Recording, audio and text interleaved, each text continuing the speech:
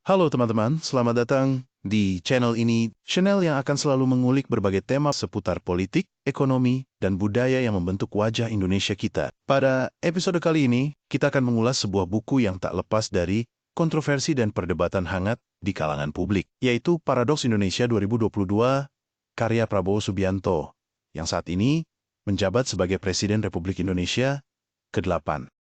Buku ini mengusung retorika dan semangat nasionalisme yang besar, sekaligus menyajikan analisis tajam tentang ketimpangan dan masalah pembangunan yang selama ini membelenggu bangsa. Buku ini bukan sekadar kumpulan data statistik atau narasi nostalgia tentang kemerdekaan, melainkan sebuah seruan yang mendalam untuk membangkitkan kesadaran nasional sekaligus mengajak kita semua untuk berpikir tentang bagaimana pengelolaan kekayaan dan kebijakan ekonomi negara ini dijalankan.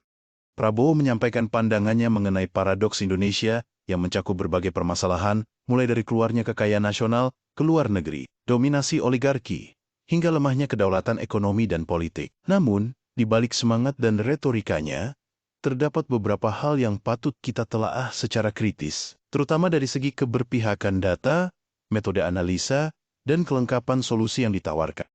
Dalam review kali ini, aku akan membawa kalian menelusuri isi buku secara runtut, mengenali tema-tema utama yang diangkat, serta menyampaikan pendapat kritis mengenai beberapa argumen yang terkandung di dalamnya. Mari kita simak bersama, dan jangan ragu untuk memberikan tanggapan serta kritik membangun di kolom komentar.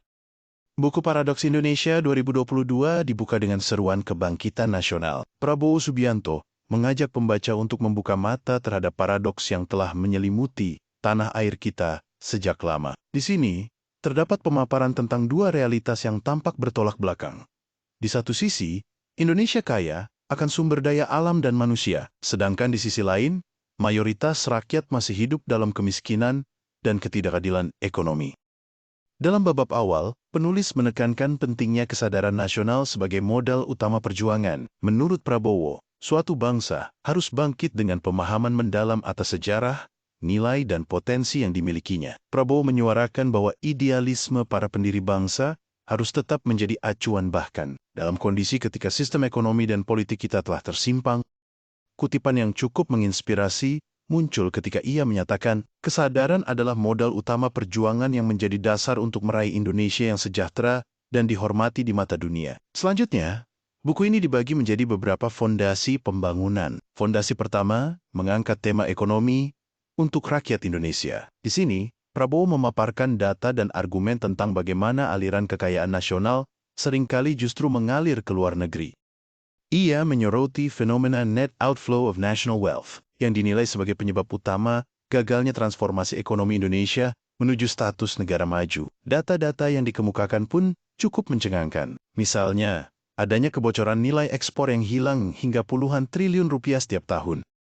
Dengan menyelami statistik ekspor, neraca perdagangan, dan cadangan devisa, penulis mengajukan bahwa kendali atas ekonomi seharusnya kembali ke tangan negara dan bukan dikuasai oleh segelintir oligarki yang menggerakkan roda sistem pasar global. Fondasi kedua, yang tak kalah penting, membahas demokrasi oleh dan untuk rakyat Indonesia. Di sini, Prabowo mengkritik keras bagaimana demokrasi kita telah dirongrong oleh kekuatan pemodal besar. Ia menyuarakan keprihatinannya bahwa pada akhirnya keputusan politik lebih dipengaruhi oleh kekuasaan uang daripada aspirasi rakyat. Ia dengan tegas menyatakan bahwa demokrasi kita bisa dikuasai pemodal. Sebuah pernyataan yang menantang narasi konvensional tentang demokrasi yang ideal, dengan menyisipkan data dan kisah pengalaman politiknya sendiri. Prabowo menunjukkan bahwa penyelewengan dalam sistem demokrasi merupakan akar penyebab berbagai masalah dalam kehidupan berbangsa dan bernegara.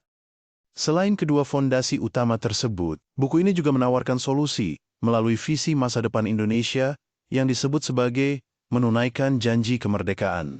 Penulis mengajukan target ambisius, yakni pertumbuhan ekonomi 2 digit yang diharapkan mampu mengatasi jebakan middle income trap yang selama ini menghambat transformasi ekonomi negara. Ia menyampaikan bahwa hanya dengan pertumbuhan berkelanjutan yang signifikan dan kebijakan ekonomi yang berpihak kepada rakyat, Indonesia dapat mewujudkan impian kemakmuran yang selama ini dinanti.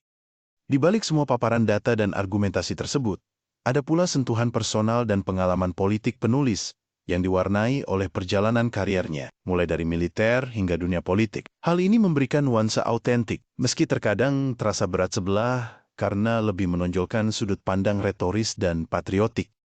Dengan demikian, buku ini tak hanya menjadi kumpulan analisis ekonomi dan politik, melainkan juga manifestasi dari keprihatinan mendalam seorang tokoh yang pernah mengemban tanggung jawab besar dalam sejarah politik Indonesia.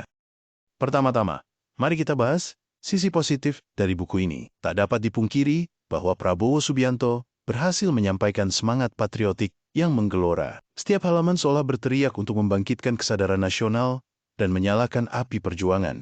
Sikap tidak mau diam dalam mengungkapkan apa adanya kondisi negara, meskipun terkesan keras, justru mengundang rasa bangga dan identitas nasional. Pada momen-momen tertentu, retorika yang dihadirkan mampu menggugah emosi dan memberikan dorongan bagi pembaca untuk tidak sekadar menjadi penonton dalam arus perubahan. Namun di balik semangat ini, terdapat kekurangan yang patut untuk dikritisi. Penyampaian yang cenderung retoris, kadang mengorbankan analisis mendalam atas solusi konkret. Beberapa bagian, buku ini lebih banyak menekankan pada apa yang salah dengan sistem yang ada tanpa menguraikan secara detail bagaimana transformasi itu harus dilakukan. Misalnya, ketika Prabowo menyinggung tentang net outflow kekayaan nasional, ia menyuguhkan sejumlah data yang mengejutkan. Data tersebut, meskipun memang valid, disajikan dengan gaya yang dramatis dan terkadang berlebihan. Aku merasa, di balik gaya retoris tersebut, ada kebutuhan untuk menghadirkan pembahasan yang lebih seimbang antara pengungkapan masalah dan perumusan solusi berbasis kebijakan yang realistis. Seiring dengan penyampaian data mengenai aliran kekayaan ke luar negeri, terdapat pula seruan untuk kembali mengimplementasikan prinsip-prinsip ekonomi konstitusional yang termaktub dalam Undang-Undang Dasar ke-1945.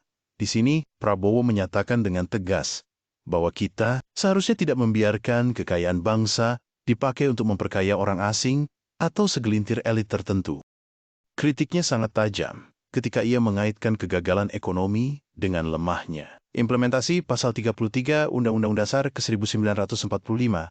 Namun, apa yang sering terlewat adalah diskusi mengenai tantangan globalisasi dan bagaimana negara-negara lain pun menghadapi dilema serupa. Tentu saja, perbandingan dengan Tiongkok atau Singapura adalah valid untuk menarik benang merah. Namun, pembaca mungkin akan merasa bahwa argumen tersebut terlalu simplistik jika tidak dilengkapi dengan analisis mendalam mengenai faktor struktural dan dinamika global yang lebih kompleks. Salah satu tema sentral dalam buku ini adalah kritik terhadap dominasi oligarki dalam perekonomian nasional. Prabowo secara gamblang menunjukkan bahwa penguasaan kekayaan dan kekuasaan oleh segelintir elit telah menjadi akar dari ketidakadilan ekonomi. Dalam beberapa bab, ia menjelaskan bagaimana 1% orang terkaya di Indonesia menguasai sebagian besar kekayaan bangsa. Angka-angka tersebut tentu mengundang keprihatinan mendalam dan secara retoris menggambarkan ketimpangan yang ekstrim antara kaum elit dan rakyat biasa. Di sisi lain, metode yang digunakan untuk menyampaikan kritik tersebut terkesan sangat menyeluruh dan mendetail. Penulis mencantumkan berbagai data statistik, mulai dari neraca perdagangan, simpanan di bank asing, hingga perbandingan PDB dengan negara-negara tetangga. Data-data ini, meski valid, juga mengandung risiko bahwa pembaca yang tidak terbiasa dengan angka-angka ekonomi akan merasa kewalahan. Disinilah aku melihat kekurangan, yakni kurangnya jembatan penjelasan antara data mentah dan interpretasi kritis yang lebih sistematis, mengingat target audiens kita mencakup berbagai kalangan, baik yang muda maupun yang sudah berpengalaman. Penyampaian yang terlalu data-driven tanpa disertai konteks mendalam bisa membuat pesan utama terlewatkan. Selain itu, argumen mengenai bagaimana aliran kekayaan ke luar negeri menjadi momok utama bagi pertumbuhan ekonomi juga perlu ditanggapi secara lebih komprehensif. Di buku ini, Prabowo menunjukkan bahwa fenomena net outflow tersebut merupakan penyebab utama kegagalan mencapai pertumbuhan ekonomi 2 digit. Meski ini adalah poin yang sangat penting, solusi yang diusulkan cenderung umum dan terkesan tidak mempertimbangkan selek belok ekonomi global saat ini. Dalam era globalisasi yang kompleks, upaya mengontrol aliran modal dan pengelolaan kekayaan nasional memerlukan kebijakan fiskal dan moneter yang canggih, disertai regulasi yang adaptif.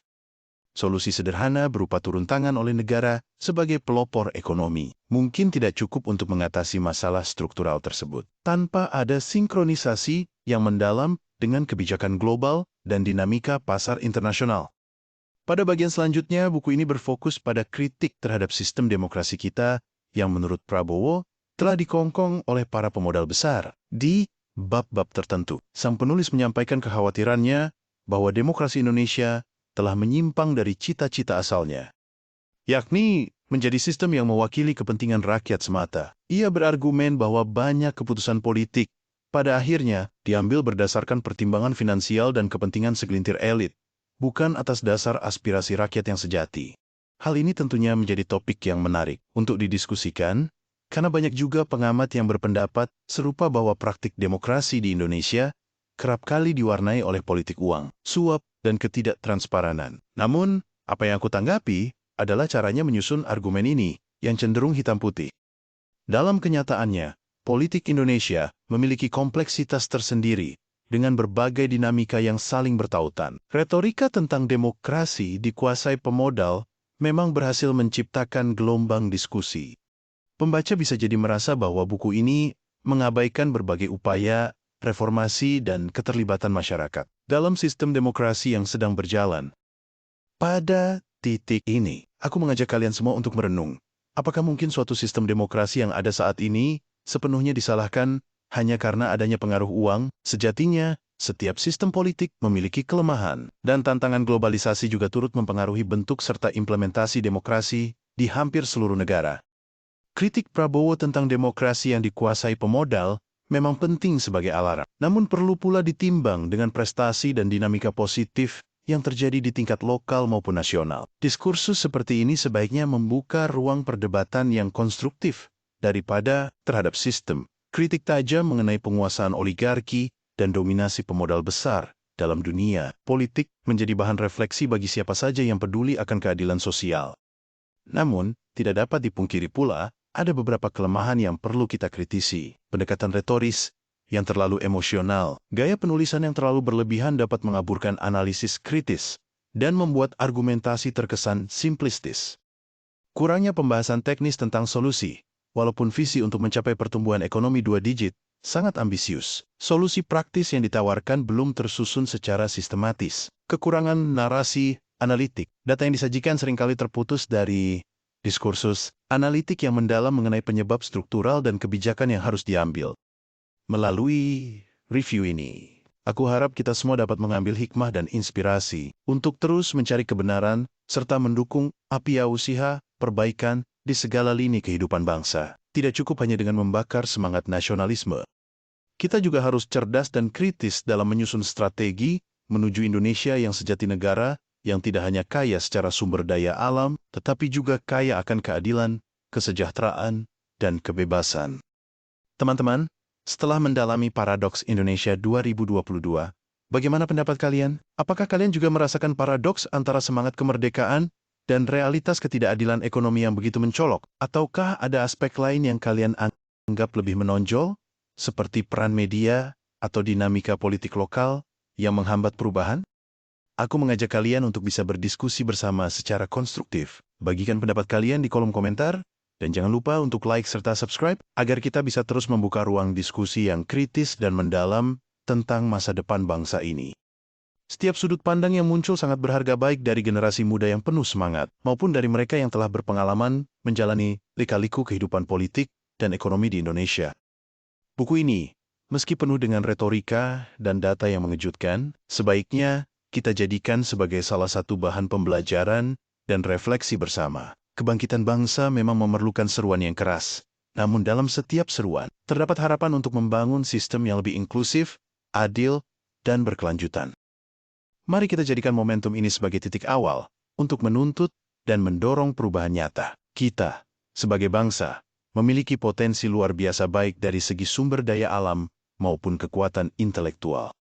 Tugas kita adalah menyatukan potensi tersebut dengan kepemimpinan yang visioner dan kebijakan yang berpihak kepada rakyat. Jangan biarkan kekayaan bangsa terus mengalir ke luar negeri. Tapi mari kita rebut kembali apa yang seharusnya menjadi milik kita.